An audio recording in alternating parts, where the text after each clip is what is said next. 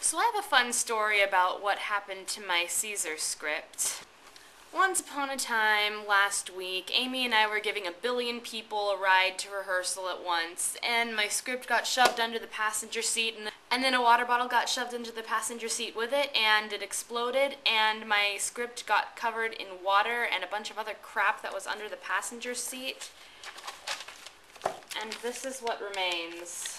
Gross, gross. I mean, it's still legible, but I really don't want to use this script. Amy, you were going to email me the file containing the Caesar script so I could reprint one, but you didn't, and now you're at work, and I'm going to have to learn my lines from this gross thing.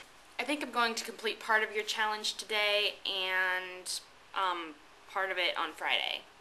That seems like the easiest way to go about doing this. Bid every noise be still, peace yet again. Why, you pulled me by the cloak, would you speak with me? Why, you were there with him, were you not? Why, there was a crown offered him, and being offered him, he put it by with the back of his hand, thus, and then the people fell a-shouting. Why, for that too? Why, for that too? I, Mary wast, and he put it by thrice, every time gentler than the other, and with every putting by my anonymous neighbors shouted. I can as well be hanged as tell the manner of it. It was mere foolery, I did not mark it. I saw Mark Antony offer him a crown, yet it was not a crown either, 'twas one of those coronets. And as I told you, he put it by once, but for all that to my thinking he would fain have had it. Then he offered it to him again, he put it by again, but to my thinking he was very loath to lay his fingers off it. Then he offered it the third time, he put it the third time by. And still as he refused it, the rabblement hooted and clapped their chapped hands and threw up their sweaty nightcaps and uttered such a deal of stinking breath, because Caesar refused the crown, that it had almost choked Caesar, for he swoonded and fell down at it, and for mine own part I durst not laugh, for fear of opening my mouth and receiving the bad air. He fell down in the marketplace, foamed at the mouth, and was speechless. I do not know what you mean by that, but I am sure Caesar fell down.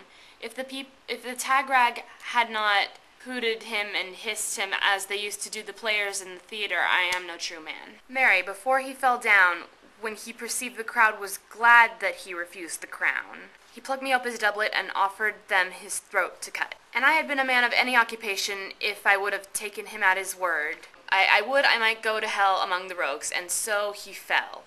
When he came to himself, he said if he had said or done anything amiss, he desired their worships to think it his infirmity. Aye, he spoke Greek.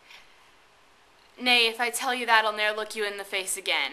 But those that understood him smiled at one another and shook their heads, but for mine own part it was Greek to me. I could tell you more news too. Marullus and Flavius, for taking scarves from Caesar's images, are put to silence. Fare ye well.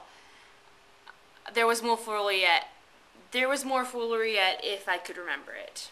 No, I am promised forth. Aye, if I be alive and your mind hold and your dinner worth eating. Do so, farewell both.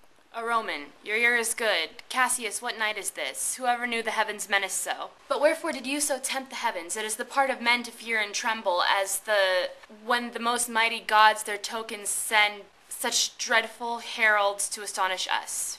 Indeed, they say the senators tomorrow mean to establish Caesar as a king, and he shall wear his crown by land and sea, every place save here in Italy. So can I, so every bondman in his own hand bears the power to cancel his own captivity. You speak to Casca, and to such a man there is no fleering telltale. Hold my hand.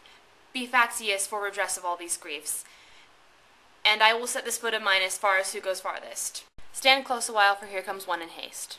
Oh, he sits high in all the people's hearts, and that which would appear offense in us, his countenance, like richest alchemy, will change to virtue and to worthiness. Speak hands for me! Okay, those were pretty much all my lines as Casca.